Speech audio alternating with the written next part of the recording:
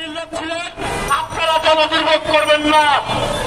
আপনারা 3 দিন একটা আন্দোলন করেছি, কোন প্রকার জনদুর্ভোগ সৃষ্টি করেনি।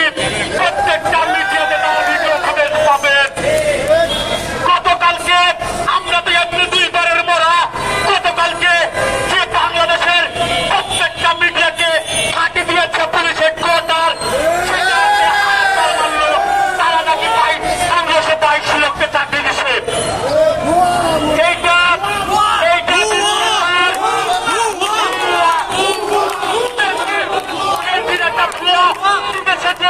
এখনো কলকাতি লাগতেছে।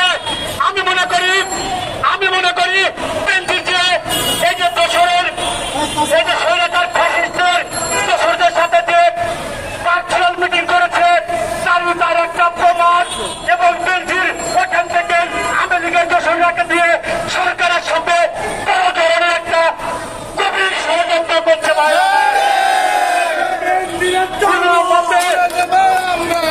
কোন মতে আমরা 3 বার মরেছি, আরো 3 বার মরতে রাজি আছি, কিন্তু সেই কুখ্যাত সন্ত্রাসী মাদক ব্যবসায়ী দুর্নীতিবাদ বেঞ্জিরের সেই স্বপ্ন বাংলার মাটিতে বিক্রি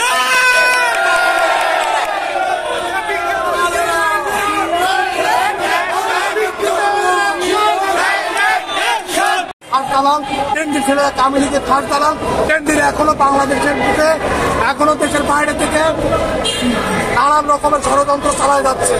আপনারা মিডিয়া আছেন, মিডিয়ার ভাইদের মাধ্যমে জানাতে চাই যে বেঞ্জির যেখানেই থাকুক ওখান থেকে বেঞ্জিরে নিয়ে আসা হোক। বেঞ্জিরের শাস্তির দাবি আমরা করি। এবং আমাদের যে 1522 জনের চাকরি বলার যে আদেশ হয়েছে বা পুলিশ হেডকোয়ার্টার এর ব্যবস্থা করছে, এর লিস্ট কোথায়, নাম নাম্বার কোথায় 1522 জনের আমরা জানতে চাই। আমরা ওপেন দেখতে চাই। আমাদের তো মুখপাত্র ওপেন চ্যালেঞ্জ করলো, আমরা ওপেন চ্যালেঞ্জ থ্রো করলাম পুলিশ হেডকোয়ার্টারের কাছে। আমরা কোথায় অপরাধী, কোন আইনে লেখা আছে আমরা অপরাধী, আমরা সত্যি যদি অপরাধী হই আমরা আসবো না। আসুক আমাদের পুলিশ হেডকোয়ার্টার্সের লোক আসুক, সিনিয়র স্যাররা আসুক, ওনারা ওনাদের প্রতিনিধি দিক, আমরা ওনাদের প্রতিনিধি দিব। যদি আমরা অপরাধী বলে প্রমাণ হই আমরা আসবো না, কিন্তু এর আগে আমরা প্রমাণ করছি আমরা নিরপরাধ। আমরা বারবার প্রমাণ করছি আমরা নিরপরাধ, কিন্তু হেডকোয়ার্টার আমাদের সাথে খোলা বিভিন্ন রকমের মিটিং মিছিল করতে চাচ্ছে। আর আমরা মিটিং মিছিল চাই না, আমরা মিথ্যা আশ্বস্ত হতে চাচ্ছি না। আমরা আজকে যে আপনাদের মাধ্যমে যে 1522 জনের যে একটা চাকরি পুনর্বহালের যে আদেশ বা দেওয়া হয়েছে, এটার লিস্ট আমরা চাই, আমরা দেখতে চাই, আমরা হাতে নিতে চাই, হাতে নিয়ে দেখতে চাই। তবে আমরা রাজপথ ছেড়ে যাবো, না হলে আমরা অনশনে যাবো।